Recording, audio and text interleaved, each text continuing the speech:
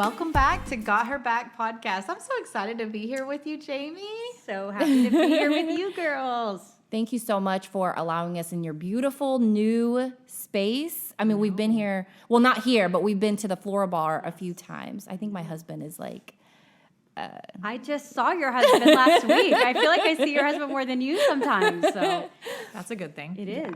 that is Where are we? We're at the Floral Bar in South Lake. Let's give a shout out. And for those of y'all that do not know Jamie, this is the floral queen, in my opinion. Like, if you're going to give me flowers, If it ain't from the Floral Bar, I don't want it. Well, don't worry. You know, I got your back with flowers, girls. Trust me. I will take great care of all your floral needs. I have an amazing team back there. you have such a great eye with flowers. Like, where did that come from?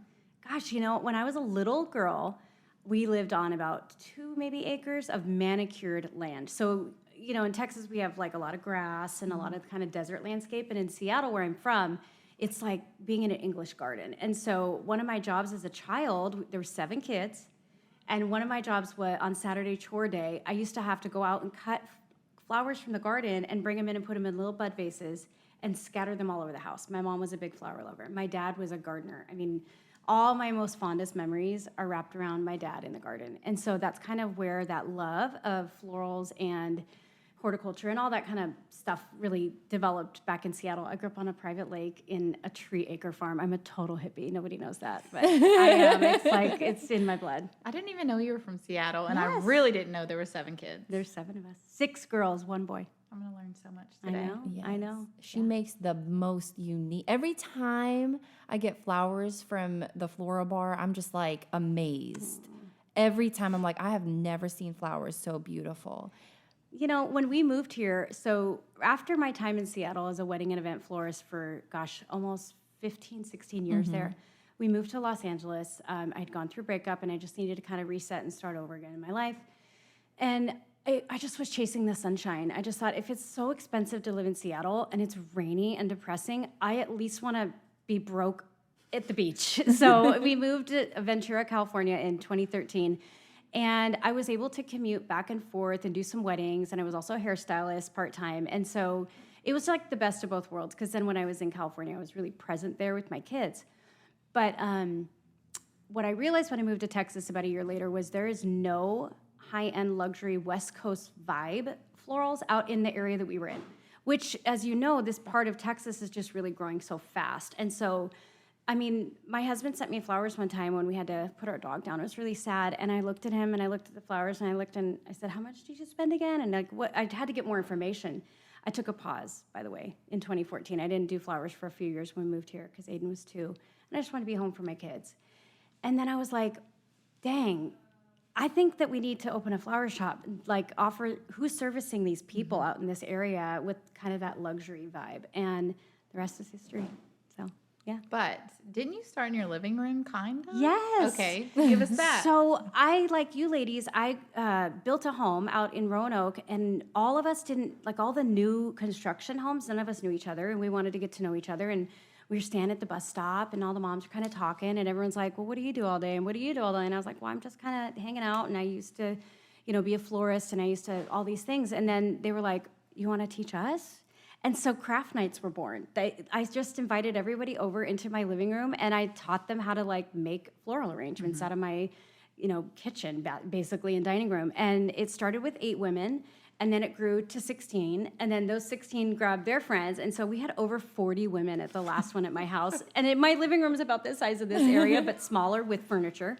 And my husband, our bedroom shared a wall with the living room, and it was so loud that my husband finally said at 2 a.m. on a Thursday night, well, everyone knows Thursdays are like mom's night out, you know, Yeah. so I always sit him on a Thursday, and Friday morning he'd be like, I think we need to find another space for what you're doing. It's a little loud, and it's getting full, and I see that like it's actually is something is there. So then fast forward 2019, we found the shop, and the rest is history, and here we are now. Yeah. That's how I met you. Like, was Yes. Carrie and Marianne told me to come to the you know, flowers, which is crazy because I could do fake flowers. Like I have all these arrangements in my home, and like I never even knew that I could do that. But I would just crash and burn every time when I tried to do real flowers. And they were like, let's go over here and make a flower arrangement. I'm like, I'm terrible. A lot of people say that. Yeah. And so then you just make it so easy. Like it's like step by step. And I'm like, you almost think like, okay, you need to stop doing this because you're going to like put yourself out of a job. So that's I know you're an entrepreneur, and my husband said the same thing. Is this a great business plan to teach everybody how to do it on their own? And I said, yes, because it's not just about that. A lot of our online orders are from people out of state, and they're ordering for loved ones and whatever here in Texas. The local people is what I'm really trying to put the empowerment into creating on your own. And like I always say, hey, go to Trader Joe's, grab yourself a market bouquet. This is how I want you to do those things. Like I know the reality is that most people aren't going to drop that kind of money of our price points on themselves on a regular basis. Right. Yeah. But you will have that knowledge forever. And that to me is like what it's all about. Plus it's fun to get together and have a party. With your friends. Yes, Yeah. girls' And night. so with me, like I love your flowers, but I can't afford to give it to Right. all of the Right. teachers, That's you know? exactly it. So I will go to Trader Joe's, pick out little things, and I don't like just giving a gift card. I like giving a gift card with something. Yeah. So learning from you, it kind of helps. They love receiving my flowers. I'm like, I Yes. really wish I can get Because afford Maria, 10. you're a florist. Just so you know, Yeah. she's like a legit florist. I'm telling She's really you, you good. could just hire me for free. Hey, girl. I have a really funny, cute story from last week. Kason got his first Valentine, but she showed up at our house. Oh, wow. And she had made him a floral arrangement. I'll have to show you the picture later, Yes. but it was in a Starbucks cup. Oh, And then cute. she put like orange and pink and red roses in there. And then she put all these Starbucks gift cards, like $5, $5, and on the back she wrote a handwritten note on every single one, and they were really cute. They were like, I'm grateful for you making me smile every day. I'm grateful for That's so sweet. how you make me laugh every day. I'm grateful you're my friend. And they were so cute, but what a guy thing that he Yes. did. He took the gift cards out and chunked the little cute handwritten notes. And I found them and I was like, Kason. He was like, what? He was like, I already read them.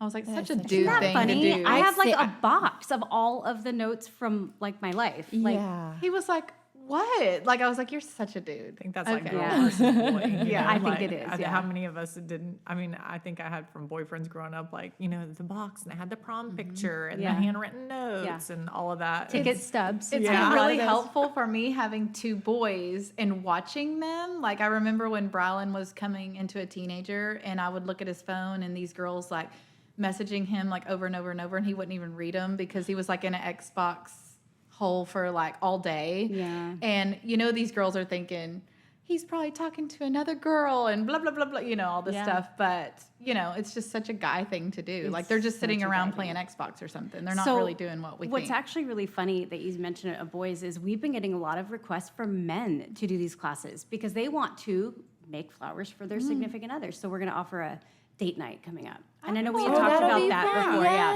Yes. But the last one we did a date night and it was like nailed it, Netflix, and so it was kind of like more of a funny, silly thing, like you had to like recreate the arrangement, and you should have seen what these guys were doing. It was so sweet, but bless their hearts, and this time we'll actually teach them the fundamentals. So then, Trent can actually make you a beautiful arrangement with Trent flowers. will probably say, I'd rather just pay the Floral Bar to make it. Yes.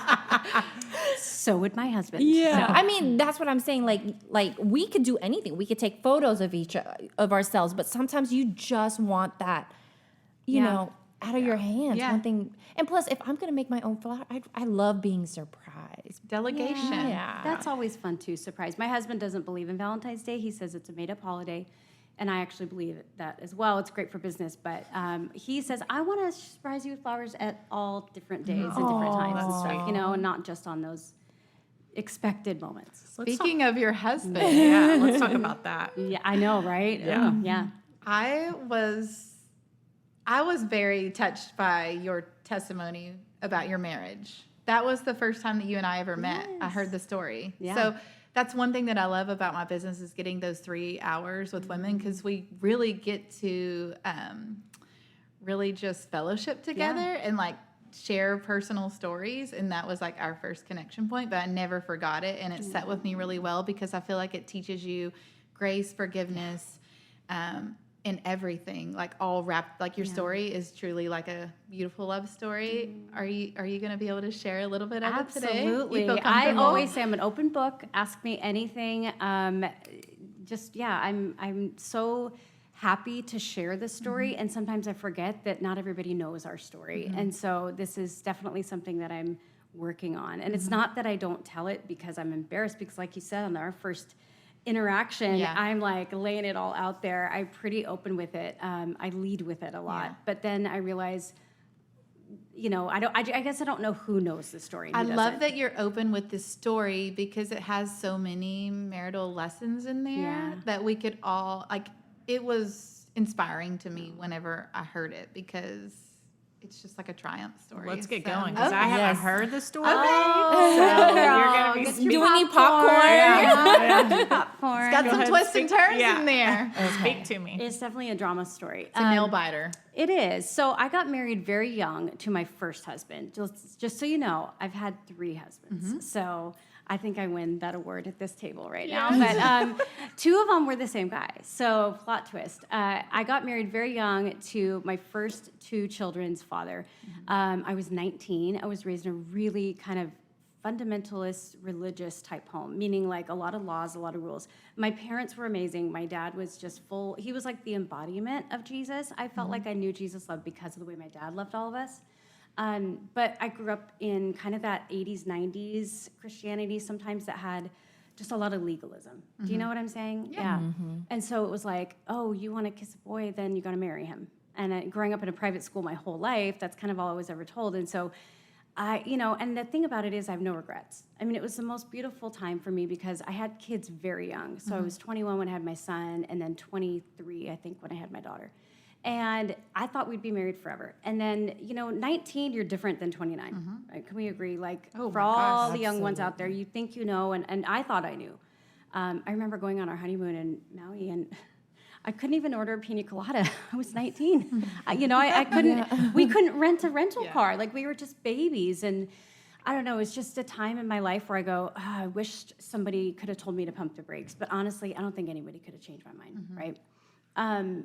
So fast forward 10 years, and we had just grown so differently. And there was a lot of other layers to that marriage. That's a whole nother podcast because it's a lot. But anyways, I finally was able to kind of separate and then go through the divorce with him. And I felt like I could breathe again. You ever had that feeling when someone's out of your life and you feel like you can breathe? That's how it felt. So I was working out a lot. I was like feeling myself. And I'm at the gym one day, and I have my little 5-year-old who gave me a run for my money. She was a little...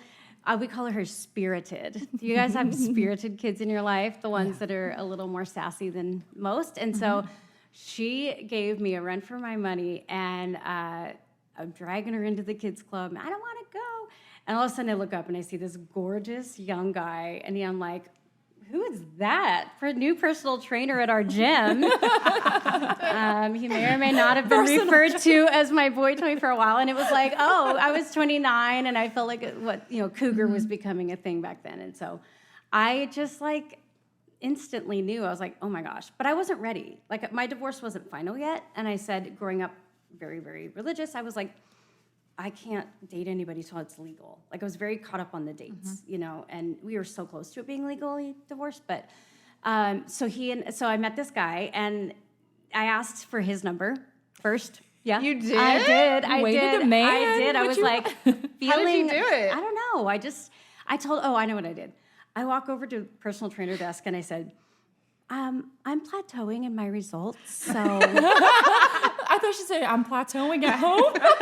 That too. Girl, I had already plateaued. So and he was like, well, let's get you set up with a session. And his side of the story is, I was so glad she came up to me because I was going to ask for her number anyways, but I didn't have to because it was in the system. It was like, so that's kind of how it started. He gave me a personal training session, and the chemistry was there. And I was like, dang, like this guy is about to like be big trouble for me. I can already tell. because he was covered in tattoos, and there's something about him that I thought, Bad boy. a little bit of a bad boy. And I just had always kind of been drawn to that, I think, but I just knew it didn't ever end well for me. And so I had to be really careful about who I was gonna, I was sort of dating a little bit, not really, just kind of talking to people. It was kind of the beginning of that internet dating, 2006 or 7, whatever that was. I'm sure you all have some stories about that, but thank God Stay I don't. tuned. Yeah, I'm glad I don't have to date in this world right now. But anyways, so we kind of did this like coffee dating thing for a few months, and then finally, like, I was like, okay, my divorce is now legally, over. Let's call it what it is, And the first time that I said, I think I'm falling in love with you, he literally looked at me and goes, "That's nice." Uh-oh. And I was like, oh my gosh. No, he didn't. Yeah, that's nice. Yeah, that's So then I nice. broke up with him. And then he wrote me this love letter, this long, long love letter. And guess how he signed it? Yours truly. No. And I was like, red flag. This guy can't emotionally go there. He's obviously very broken and wounded from whatever happened in his past. Had he ever been married before? He had never been married before. And no kids. That was like a very big deal to me. I thought, if I'm going to be with someone, no kids, never been married, I don't want baby mama drama, all this stuff. But I can have my kids and I can have the drama, but you can't. And so we really, truly just dated kind of on and off for a solid year. Like, I don't even know if a lot of people know our story about dating, but like, it was just a lot of, that cat and mouse game a little bit. And so finally, after about a year, we decided, okay, we're now in love. We've worked through all the yours trulies and the that's nice moments. And we realized we started digging into church, and he was a new Christian, brand new. And he was new in sobriety. And so a lot of this that I'm seeing, some of these defaults of like, he's not emotionally available and all these red flags, it was just because he was kind of like relearning how to be a human being. He used to say, I've never done this sober. I've never done this before sober. And so like everything was new to him. And that was kind of cool to get to be a part of his life like that. But fast forward to 2009, we end up getting married against like our family, not his family, but my family, my mom. When I told my parents that I was going to get remarried, they were like, my mom was like, that's not a good idea. How long had y'all dated? We dated for 2 years. Yeah. And I think it was just not a good idea because he was pretty self-absorbed, and I was trying so hard because I think I was pretty codependent, and I wanted to change him. I really thought there's this amazing guy underneath it all, and I know I can be the one to bring it out of him. What was the age gap?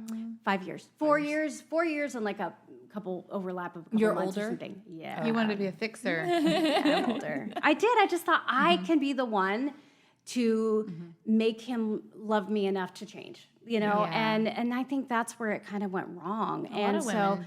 yeah, I think I'm not alone. I No. really don't think I'm alone in that. And I was young. When I think back, I'm like, yeah, I was 29, 30, 31. I mean, those are years when you feel like you had to grow up so fast at 19, 20, 21.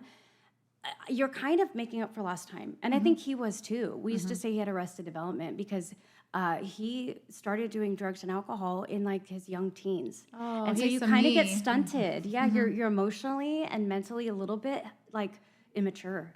And you have to, again, relearn everything in sobriety. So we were growing up together during that time, I feel like. It just wasn't working. And I had some weird vibes from him. We ended up getting pregnant with our son in 2011. And I just kept going, he's, again, disconnected. There's that weird... You saw the red flags, and you were bobbing and weaving, Girl. ducking and It's ducking. your We all women's do that. intuition. Yeah. Something, this is what I Discernment. tell people. If something in the little voice inside is telling you something, don't tell it to be quiet. Don't tell it to shut up, because it's the Holy Spirit. It's telling you, you need to listen to that. Now, don't go looking for stuff, because that can also cause a whole nother set of problems, but I think the Holy Spirit prompts us for a reason. Yeah. Well, during my pregnancy, I just saw this man completely disconnect and shut down and start to go all the way in on gym life. He played sober softball. He was really into all these things that had nothing to do with the family. Nothing. I remember showing up to a softball game and someone went, I didn't know he was married. That's a problem. Red flag, right? Yeah. And so it was about January of 2012.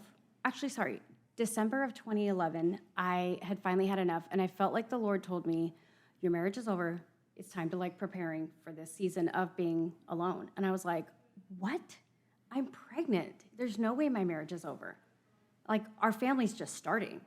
And I felt like the Lord said, I need you to duck so I can smack some sense into this boy. And I was like, okay, I'm in the way. And so I literally made him leave the home. There's a whole bunch of other layers here that I'm not sharing that would make more sense, but we don't have time. So I made him leave the home. You might like this.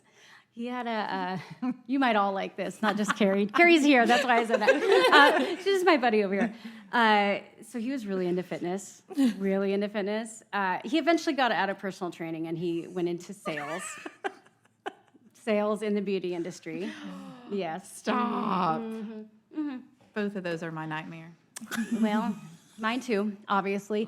And he did do a bodybuilding competition. Nightmare. And he wore some little baby blue velvet Speedo things. Double nightmare. Lots of spray tan involved. I don't even know if I thought that looked good, because I knew what it took to get there. I mean, the amount of sacrifice from my side of the fence was like, not just for him to have to meal prep and work out excessively. You don't get to enjoy dinners with them. We did this on our honeymoon. He was bulking You or don't something. get to enjoy a drink if you wanted. You don't get to just have those relaxing moments. It's not a normal life. It steals away, Yes. I feel like. It certain- robs so much joy. Yeah. And normalcy. There was like this separation. So by default, he had to meal prep late at night, and we were already done with dinner, and the kids are to bed. I mean, so there's like, we were starting to do two separate lives within the same home. I can relate with that because it's like also the gym is like a catalyst for, think about, you met him in the gym. Yeah. So the Yeah. gym is also like, if you got somebody living in the gym, it's like can be a recipe for disaster for the wrong person. Yes. Do you know what I Same, mean? and I think Yes. I'm not saying, I don't ever want people, because we talk about this a lot, Yeah. to think that the gym is bad, No, because but it's just it's no. health, right? Health and Right. wellness is always important, If but someone it's has also the right intentions. boundaries and balance. So get in, get it done, and get back to your family or whatever. If that drags on 4 or 5 hours every single day, I think you know the difference. That's Yeah. that little voice inside saying, that's not normal when someone's at the gym for 3 hours in the morning and then goes back after work for 2 hours. Like, there's a reason why besides the workout that Yes. they're there. you just it's important. You just have to find the balance. Yeah. So I may or may not have, he may or may not have won a statue from this bodybuilding competition. And I had what's that movie with Angela Bassett and Stella got her group Waiting to back? Exhale? No. Waiting to exhale. No, not Waiting to Exhale. Oh, Stella got her Yeah, group Stella back. got her So I group had a Stella moment, and I was like, my bedroom and our bedroom was upstairs in our home.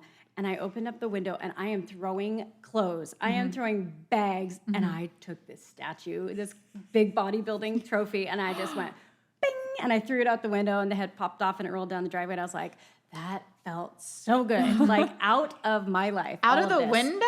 Girl, And out pregnant? the window. Were you pregnant? Oh, I was real pregnant. so she was emotional and mad. You do not mess with a No. pregnant woman in her mid-30s, mind you. It had been a while since I'd done this. And I was just like, I don't got time for this. I got a little girl at home that needs her mommy. I got a little teenage boy now, preteen boy, who needs his mommy. And they had a whole bunch of issues going on with their own dad. So it was just like, all this was just way too much. And I just had like an absolute nervous breakdown. It was a lot. I know. It was a lot. But you know what? God was so good, and he provided me with so many good, amazing women and men, to be quite honest, because that's the other part of divorce no one talks about is you are often left carrying the load of moving. I always call that like a boy job.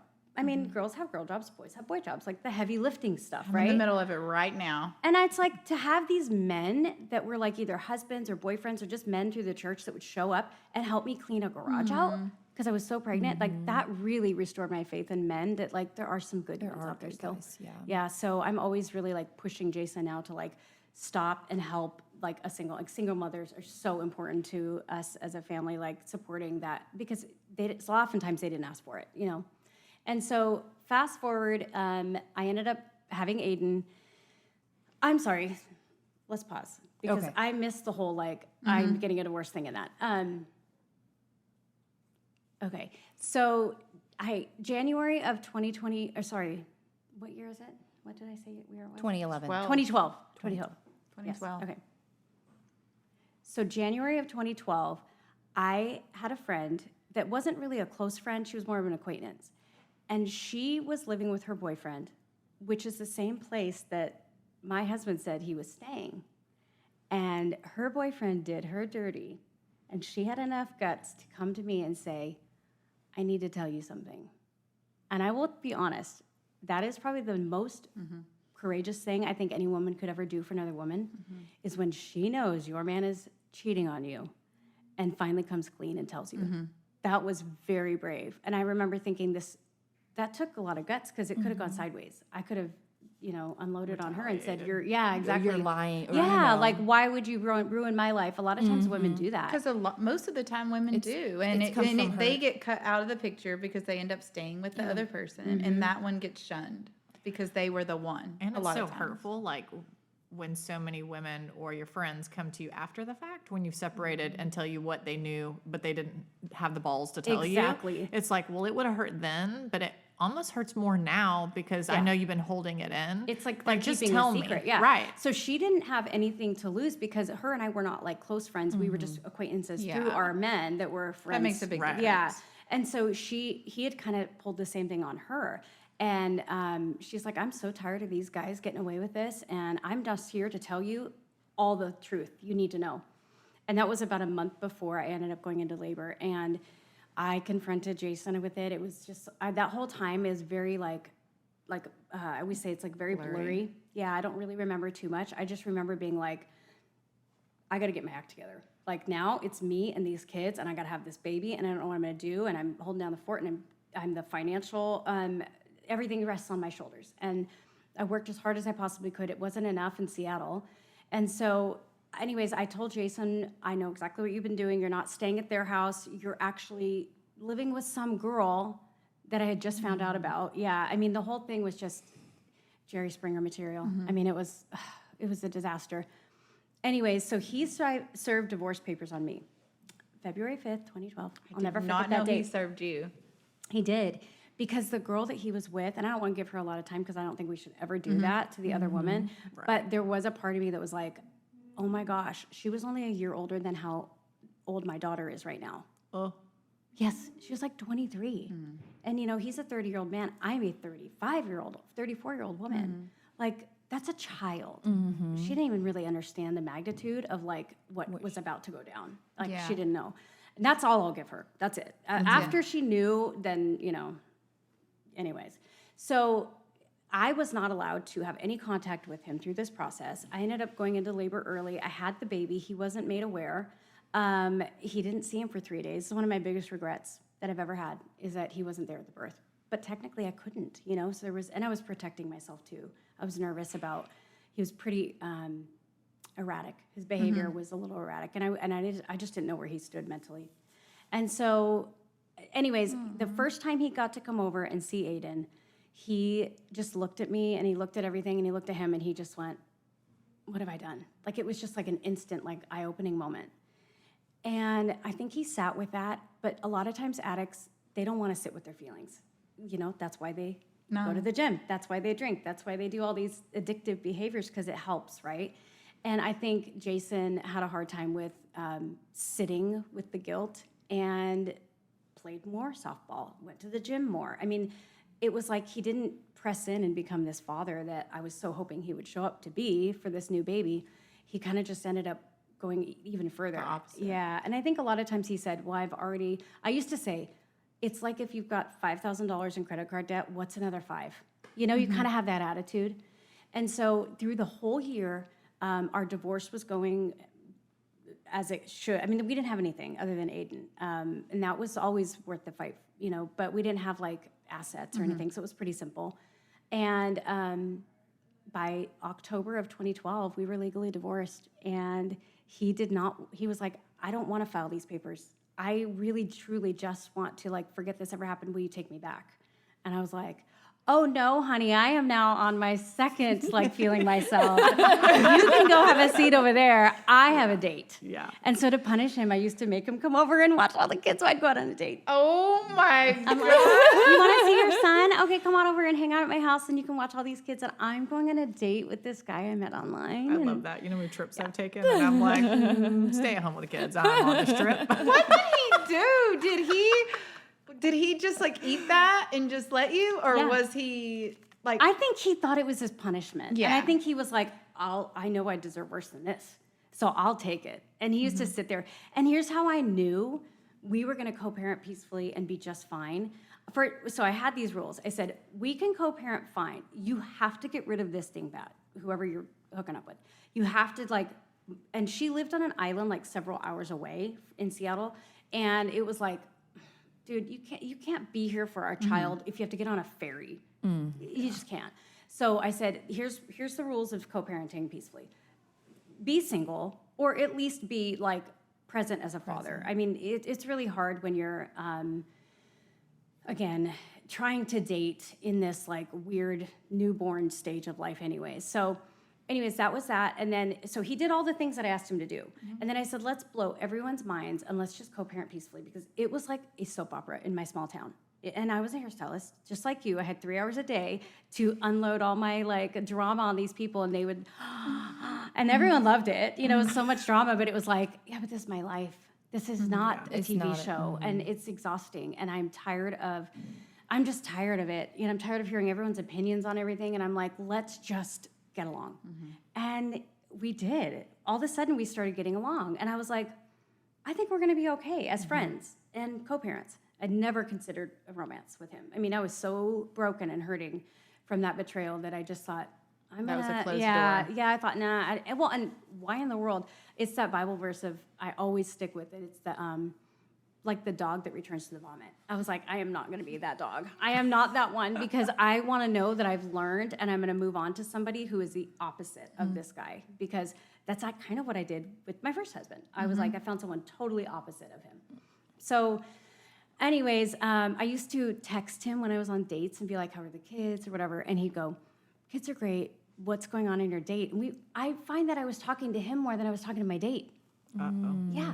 And it wasn't like romantic or flirty. It was just like we were still friends. An actual friendship. Yeah. We just were still best friends through it all, because I still believed there was a good guy in there. I knew there was. He was really shackled by a lot of strongholds of, you know, I believe addiction, because addicts can transfer, you know, and I think he was addicted to himself, to be honest, you know. So anyways, we spent about a year of co-parenting, spending a lot of time together as friends. I needed a break. I told you girls that. I had to get to California. I had to get out of the rain. Ugh. This is the move to California. This is the move. I just needed to get out of like the dreary, depressing, overcast, misty. Have you all been to Seattle? Yeah. I actually like Seattle. I know. But I don't want to live there, yeah. The views are beautiful. I said go July, August, September. It's stunning. There's nothing more beautiful in this whole world than the mountains and the oceans and like the water. I can still close my eyes and see it, like all the diamonds glittering on the water. It's beautiful there. And but the rain for the rest of the year, I couldn't do it. And so I said, if we're gonna be barely making it financially, let's at least go somewhere where things are free and we can be outside. So we moved to a little beach city in California in 2013. And I said, please don't fight me, because you have to fill out paperwork when you want to relocate. Have you had to experience this at all? No? So if you want to relocate out of the county in Washington State, you have to fill out relocation paperwork, and the other parent has to sign off on it.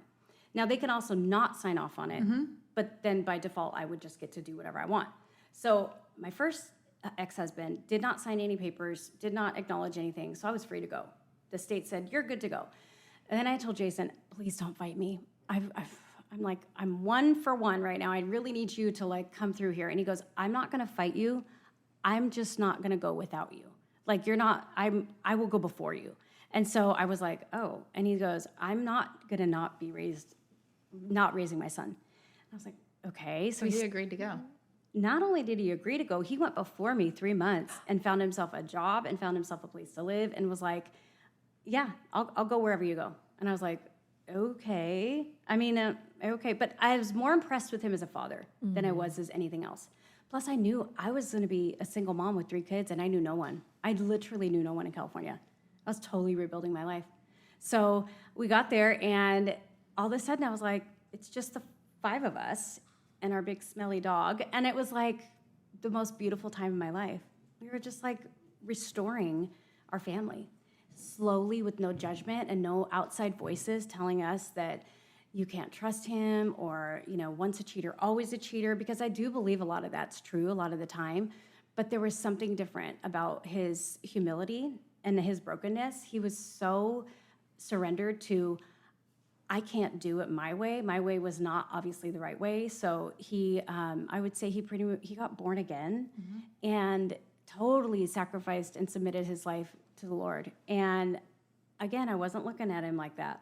I always thought he was really hot. Let's be honest. I always was like attracted to him. I knew we'd always have chemistry, but finally at about early 2014, our pastors were like, what are you guys doing?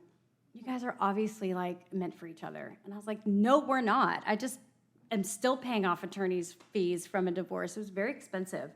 And I was kind of held on to those like, just for that, I'm never going to get back together with someone. Yeah. If that cost me so much financially. I mean, yeah. And so I was like, well, and then he was like, I just want to be with you. He said that from day one, though. I just want to be with you. I miss you. I want to be with you. And I was like, Trying to wear you down. yeah. And I was like, no, I don't want to be with you. That's the thing is I was like, I don't know if I can trust you. And so one day I was sitting there and I thought, why not? Why not us? Why not? Why couldn't we be the exception to the rule? Because everybody in the world says it's never going to be what you think it's going to be the second time around. What makes you think it's going to be any different? And I heard from the Lord, and he said, I said, I don't know how I could ever trust this man. And he says, you can trust him because he's trusting me. And it was like, okay, I can trust him. And I was like, okay, and he goes, if you're walking with the Lord this way, then he's going to be able to walk with me just fine on this earth. And so fast forward, 2014, August 1st, we got remarried on the beaches in California. Did y'all have a bunch of people there, or did y'all keep it very small? Girl, okay, can I tell you something really cute? So I was still broke in California. I'm hustling as much as I can. I was doing freelance floristry for a celebrity florist. It was so much fun. I got to do all these really cool gigs. But we just didn't have any money. And I went to Charm & Charlie. I had my $10 coupon. I bought a dress for like 25 or 35 bucks. Still hanging up in my closet today. Cute little lacy number. I made a little flower crown. We went out to the beach. We couldn't even legally, technically be there because I couldn't afford the permits to get pulled to go married on the beach. I was like, everybody just show up. Just show up to the beach, please, and we'll try and make something happen. It was Rebel you. I know. I was like, we're going to get arrested. This is so exciting on my wedding day. No, it was really sweet. We invited everyone from the church and all the people that had really supported us and walked us through that season of healing and restoration. And I would say there's probably about 100 people there, maybe 75, 100 people. Yeah. And you didn't have a permit? I'm surprised people Girl, didn't. no It was permit. God. It was meant to It be. was God. Meant to be. You didn't go to God jail? gave you the permit. I did not go to jail and go to wedding jail. I did, however, we were like this. We were like, okay, everybody grab these little benches that somebody let me borrow. Let's quickly set them up. Like the wedding party was helping us get this beach wedding set up. And then it was like over like that because we really knew like it was a sunset thing. They really could come by and stop Shut it it all. down. Yeah, they could shut it down. So we got married, and he had been out of work for a little bit and got a job here in Texas, and we moved 2 weeks later to Texas. And that's like kind of where our story begins. 2014. In 2014. Yeah. So can I talk about, not to cut you off or anything with that, because I have a part of your story that I like. Okay, yeah. So I'm going to bring it up. Please do. The part of your story I like because I think a lot of women can relate to this, to how I felt when you told me, was learning how to submit to your husband. And like, I know that that's such a controversial topic. Like a lot of people are going to probably slam me for it or like whatever. But I do believe in submitting to your husband if your husband is a great leader. And I think that was really hard for you. It's really hard for all of us women, but I think that would be really hard for you because, you know, you're a Christian woman. It says it in the Bible, and then like we all interpret it in different ways. So the way that I interpret it as, yes, I do believe that, but I also believe that some of us struggle with it because it needs to be someone that you trust fully and someone that is a really good leader, because then you trust that what they're telling you is like the best thing for you, not just that it's like a control thing. Like I think some people make it into a control thing, but I think that some people, it's really supposed to be they're just a really great leader and that's your person. And you're like, you could just follow them like no matter what they do and you trust like their judgment. And I think that you told me that that was hard for you because of the restoration period and all of that. So in the back of your mind, but I love the story. You know what I'm going to tell you, right? Or no? No, I'm like sitting here going, tell me my story. So I love it. The story where he came to you and said that God told him to go help the single mother. And was that in 2020? That was a 20. I think I know this story, but I definitely want to hear it from. We have to wrap that in you here. got to wrap it with that. Refresh my memory. And the reason why I say this because we have a lot of stories like this in Texas. I think now too. But at that point, y'all had the brownstone behind my studio, and you guys were having a hard time leasing that out. I almost think you had 2 mortgages or something at the time. Whenever he came to you and said, God told me to find a single mother and pay her rent to pay her rent. Not he didn't give you specifics yet, right? Do you know what I'm talking about? Yes. Okay. Can you tell that or no? So remember I said single mothers had been really laid on heart. So one of the cool things about what Jason and I got involved in before we got married, it's called a significant marriage. Shout out, we're having another seminar in March. If you know anybody that is engaged, dating, ready to get married, wondering if this is the right guy to marry, come. It's not like just about people who are married. It's not, marriage conferences are not for people in crisis, by the way. No, I'll agree with that. Yeah, it's like we need to invest in what's important to us and be intentional. And so through this significant marriage conference, it's small. It's like really small, about 20 different couples, and it's like breakout sessions and one-on-ones. The whole weekend. We loved it. We did it the first time in May of 2014, so before we got married. We have now been so moved by it. We are coaches. We host the seminars here. They're such a big part of our life because we believe in marriage. I told you, I still believe in love no matter what happens. And like, you gotta, like, if you're gonna work out your body, you gotta work out your like emotional stuff through your marriage, right? And like, stay ready. And so through that process, you start to figure out what your purpose is as a couple. And you can, go on from there as a family. Well, one of the things we realized was that single mothers were really important to both of us because I had been one, and then he had obviously made me one as well. And He contributed. he was the reason why the second time. Hey, buddy. Yeah. Well, okay, I wanted to tell you this. You know when I said the first husband, I felt like I could breathe? The difference with Jason was when he left, I could not breathe. I could not breathe. I felt like I could not breathe without him. And so that's how I knew like there was definitely a difference between, because I know you just said it in response to something that I just heard on one of your recent podcasts, and it was like, oh, there is nobody that I would ever think about because it's always him, it's right? always And that's so, and Jason would have been the one that I would have always thought about. I didn't think about anybody else. But anyway, so you come up with this like family crest, and you have like a family motto, and our motto for our family is intentionally and generously living to serve others.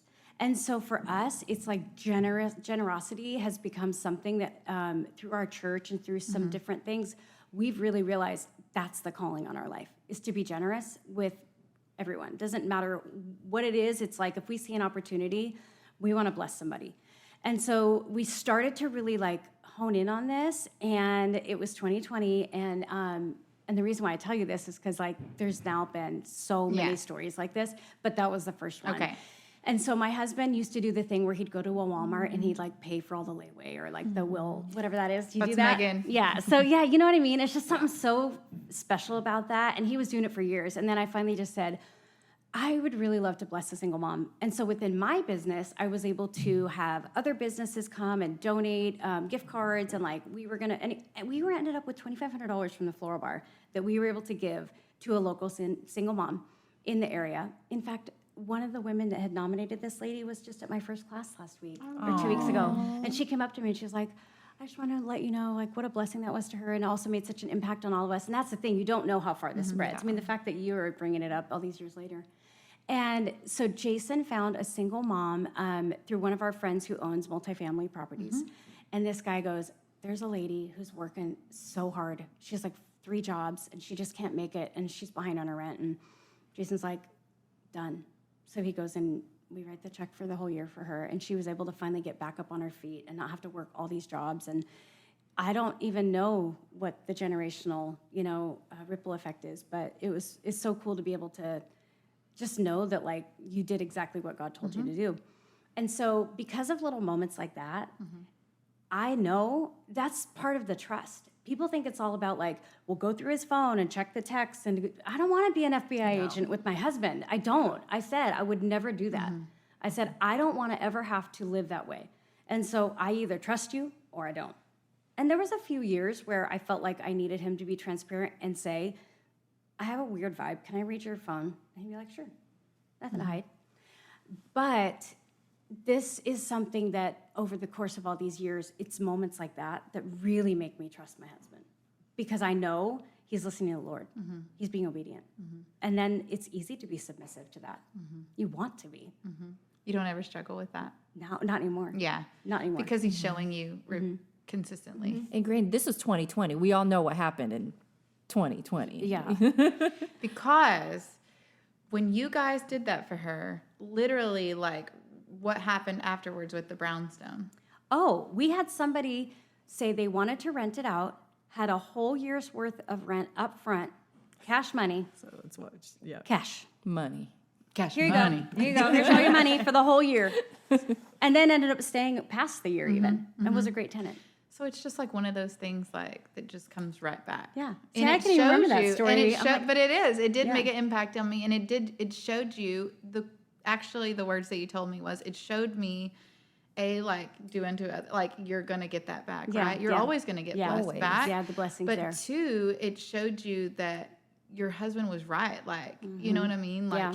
you blessed somebody, like he said, and then you got blessed back. Yeah. And I think that was an aha moment for you. It was. It really was, because you often, after you've been wounded, I'll say the way that I was, because, yeah, everyone's had betrayal. Everyone's had that kind of, where's my ride or day? Where's my loyalty? Where's, whether it's in the form of a spouse, a coworker, your children.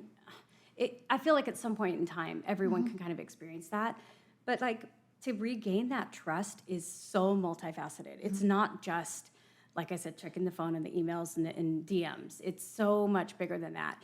And when I feel like my spouse is giving of our, I don't know, like, our family, it comes from, like, the family pot. You know what I mean? It's not just him writing a check. Like, we talk about it, we pray about it, and then he acts, because I think that's the role that he was meant to play as the leader. His purpose. Yeah, that's like, you go, you're the captain. Like, I love being co-captain. I don't want to be the captain of the ship. Maria, how do you feel about it? I love being passenger princess. Yes, girl. Yes. That's why I got married, right? Yeah. I'm just joking. But no, definitely. I mean, I saw this thing a while back where it was like, I'm not giving up my independence for my husband. I made the decision to marry my husband. I said yes. So when I say yes to his proposal, that means I'm giving myself, my family, my future with you. So oh gosh, it's bringing me to tears again. But there's just something about that. And, like, it just talks about just being equally yoked, you know? Like, when I married my husband, I just felt like, I can't do this. Yes, you can. Yes, you can. When I married my husband, I just felt like, I don't know, it was just perfect. Like, every heartbreak we've had, from past relationships, it just erases everything. So when I said that, when we talked about, like, do you ever think about? Absolutely not. Yeah. My focus is on my husband. And I may be, like, always googly-eyed, but I something wrong I with believe that. in It's because he's a Yes. great leader. Yes. It's because you trust him. It's because the trust is there. That's the important part of it. You have that. You have a good leader and a good dad, a good role model. And how to he leads follow. in his personal business too. I mean, that's such another part of this that like our husbands, I don't know about your all situation, but my husband goes to work every day and comes home at night. I don't spend a majority of the day with my husband. Other people do. Other women do. And so to be honest, he's remodeling a new space now, and he remodeled the space he's in. He went in because we have such good boundaries with each other. Like, he put glass on every single office. There is no walls. There is no reason for him to ever be behind a closed door with a woman. So everything is transparent, all of it. And his new space is the same thing. And he says it outright. He says, hey, I want no one to have any kind of second thoughts. I love that because in my past marriage, before my divorce, whenever trust was broken in counseling sessions and things like that, the number one thing they would say was you have to be 1,000% transparent. Transparency. And that sometimes means, like you said, I'm feeling this way. Can I see this? Or they said, share all your passwords. It's not for me to go be an FBI agent. It's to hold them accountable to know if she saw this, would this conversation be appropriate? Yeah. Not so that I could just go do that all the time, but if I wanted to for a while until you did that, share your location. And there were times like I would watch it like crazy. And then it got to a point after a year of, doing counseling, things like that, where I found myself looking at the location for a different reason. Like, should I start dinner? You know what I mean? Is he almost here? And I noticed that focus, just shifting to be like, okay, because I do remember asking a counselor one time, when will I feel like myself again? And when will I trust him again? Yeah. I don't want to cry. But it's okay. she said 9 months to a year. Yeah. And she was right. I think like right at about 9 or 10 months, the shift in the location changed. Like, oh, I can start dinner now. Yeah. Not Oh, who's where he is he? with? He's been in this location too long. Why is he still there?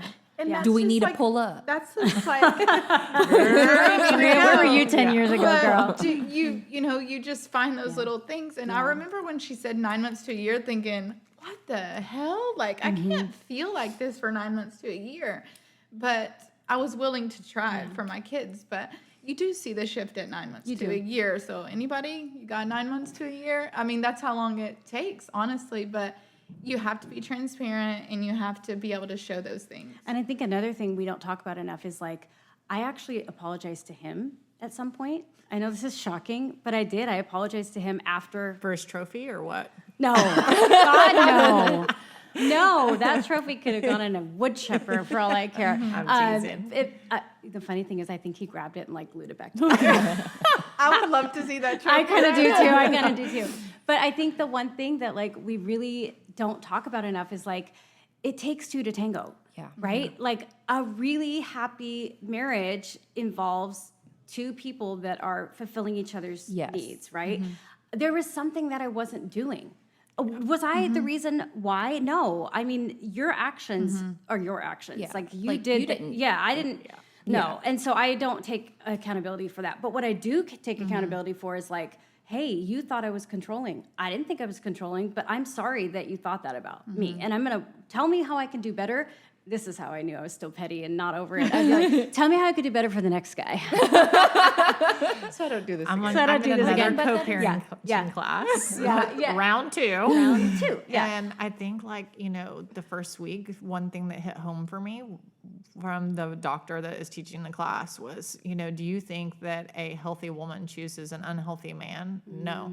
An unhealthy woman chooses an unhealthy man, which I knew I had a lot of work to do on So myself. true. But, That's she asked us in the second week, like, what was good for you for the week before? And I just started bawling. I mean, because I felt like I was in church the first week where, sometimes I go to church and I'll be with Carrie and I'm like, they're talking right at me. And I'm just like, start crying, you know, and like it was meant for me for that day, And so that being submissive for me, because I'm so type A, I never thought that I could be submissive at all. Like I just was like, it was ingrained in me and embedded in me as a woman. Like you are a boss and you're an entrepreneur and you run everything in your household and you've done everything in your marriage and you're all things to everybody. But what I'm learning through dating is that if it's the right person, I can be submissive. Yes. And it is You want the trust. to be, That's right? right. You And want. it feels so good. And all the things that I always said before, like, hey, I make all these decisions all day long. I don't want to come home and make all these decisions. Like, and so if, I'm dating and that person just like simply orders for me, like, Takes control. There's like, something about it. Yeah, it is. It's a real It's turn sexy. on. It is. Yes. Yeah, I was it gonna is. It's like say. I felt like I was constantly in my masculine, and now I can be the woman that I want to be. Like I can be in a feminine, and so I always looked at myself as like a tomboy, right? And so I was like, okay, but I want to be the girl. Like I want to be treated like the woman. I don't want to be treated like your homeboy, Yes. or your friend. Like I want to Yes. be your best friend, but I want to be the woman in the marriage. Submissive Megan is going to be a whole vibe. I can't But wait. it takes I'm the here for right it. man to do It that. does. Yeah, And you it have starts to with the fully- trust. And Yeah. when the trust is broken, Yeah. it's hard. You And shift when- right back into the And when masculine. and with losing trust, I lost respect and I was giving it right back. And I'm wrong for that. And I turned into the, wrong person in my marriage. I used to you say, know? I wished that I didn't have to feel like I'm sending you to the principal's office all the time, Yeah. And then when my counselor at the time says, he has a mother, you don't need to be his mother. And I was like, well, someone needs to make sure this, and this. And like you Yeah. said, stepping into that more masculine role. Right. And the reality is like, yeah, guys don't want to like make out with their moms. Just No. saying. That's not real sexy. So Yeah. yikes. yeah. This is amazing. No, it is. Thank you so much for Thank you. sharing. Oh, you guys, I just love Giving you us all. a little peek Thank into you so much your for having world me. and your beautiful studio. I know. and- Come back anytime for a Yeah, class. When do I'd you come love for a to. class? We need to do a Goddard back. Oh my word, floral. let's do Yes, it. do it. And It'll actually be just, all dark and moody. yes. Yes. my vibe. You guys check out Jamie and her shop at the Floral Bar TX on all socials. You won't go anywhere else. I'm telling you. Thank you, like all of her girls. flowers will Got your take your back. breath away. And no, before I remember the last time I was at your shop, you said that you individually source a lot of your like vases, the things that you sell at your shop. Yeah. Yes. Tell I more mean, about that. so when I first opened, it was really important to me because of the single mom that I had come from, that background. I wanted to find like stay-at-home moms who were trying to do a side hustle or like women entrepreneurs. And so all the retail at one point that I had at my shop was all women owned, and it was all just like local moms or not moms, but just local women. And I was really proud of that. We've transitioned out of retail in this new space because we need all the space for all the people. But yeah, I'll do a collab. I mean, I love a good Yes. collab. So I'm like, yes, bring me your You homemade always candles. got women's Yeah, backs, so I that's what do. this is I do. about, And you know women why in I back. get to have women's backs? Because my husband has my back. Oh, that's a good little wrap up. Look at that. Love it. Thank you guys so much for tuning in. I hope you enjoyed all of the tears we've shed today. Tell them where to follow us, Follow Maria. us on socials, Got Our Back Podcast or Got Our Back Show on Twitter and Facebook. That's it, guys. Love you guys. Bye. That was